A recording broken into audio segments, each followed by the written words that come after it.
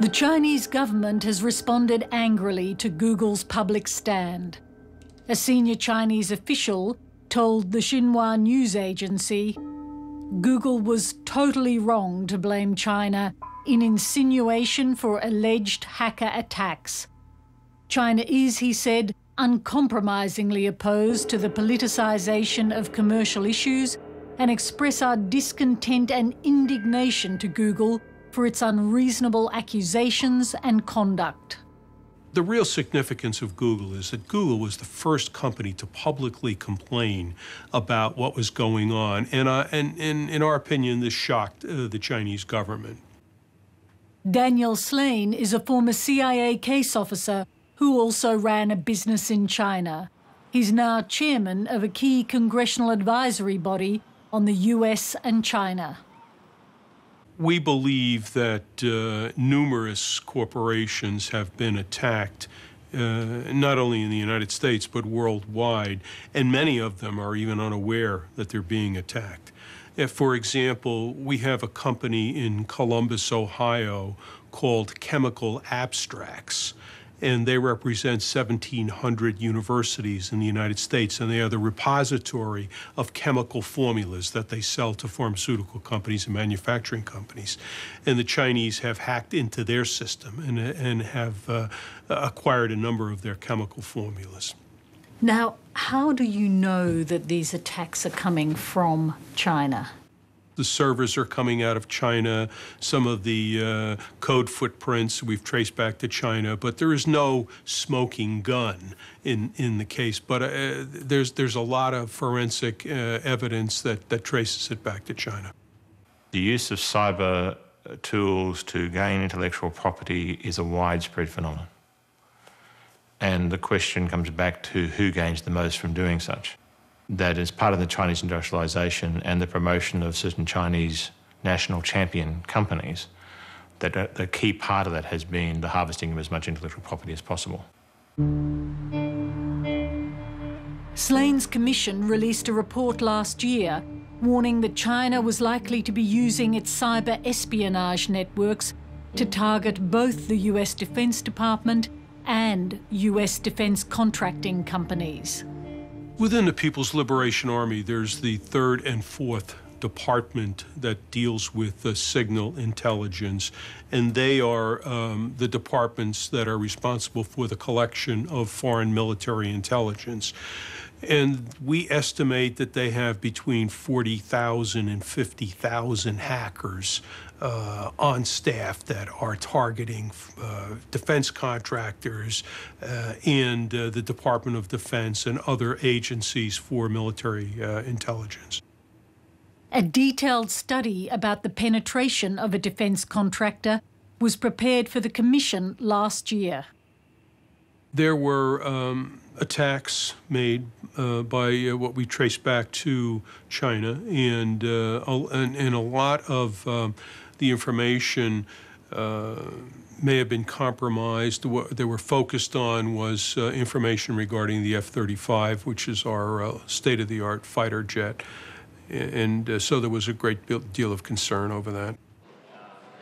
The Australian government has been quietly but rapidly moving to upgrade its cyber defences over the last 2 years. Defence Minister John Faulkner opened a new Cyber Security Operations Centre in January. It's run by Australia's own electronic spying agency, the Defence Signals Directorate. Cyberspace is a battlefield itself. Cyber intrusions on government, critical infrastructure and other information networks are a real threat to Australia's national security and national interests. DSD is now also helping Australia's big companies to protect themselves from cyber attack. And it works with other key agencies to trace the attacks. But the government is reluctant to talk about the threats to Australia's big companies, especially if the finger is pointed at China. The Minister with overall responsibility for this issue is the Attorney-General, Robert McClelland. Despite repeated requests to his office for an interview for this program, he refused. While the government is understandably reluctant to talk in detail about its cyber defences, the other reason for its silence is the sensitivity about China. The Australian government's going to have to do something. And it's not just the Australian government, but business as well. Now, you can understand at one level why businesses would be reluctant to jeopardise their commercial trading links with China, particularly because China is such a massive buyer, and talking about mainly the resource companies here. You can understand at one level their concerns about that, but they have to weigh that up against the greater commercial risks to their operations of being penetrated by a foreign government, which is then able to find out their negotiating position, their price arrangements, and virtually everything that would be considered by these companies to be commercially very sensitive. As the cyber attacks on companies operating in China increase, there are calls for others to follow Google's lead and go public. If companies and countries don't complain, all you do is encourage this type of activity. And if China can get away with it and nobody is complaining, then of course they're going to do it. The Australian government has been quite silent on this, and I think the time has really come for Australia to actually start upping the ante and having some serious discussions with China about this.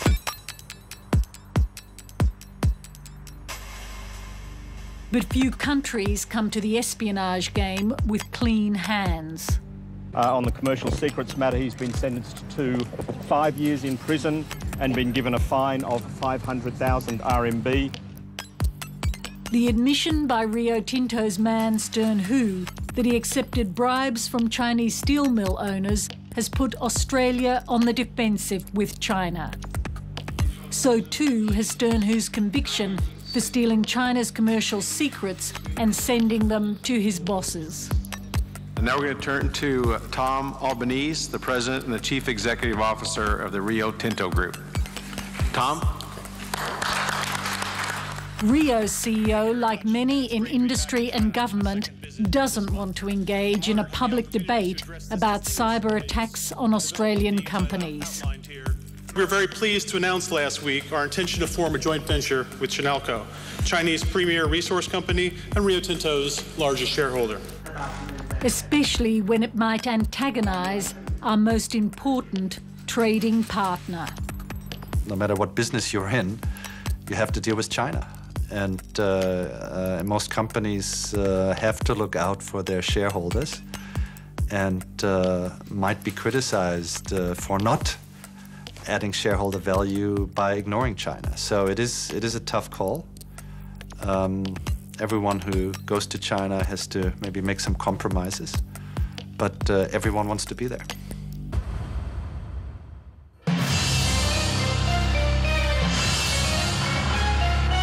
You can see extended interviews with key participants in tonight's programme.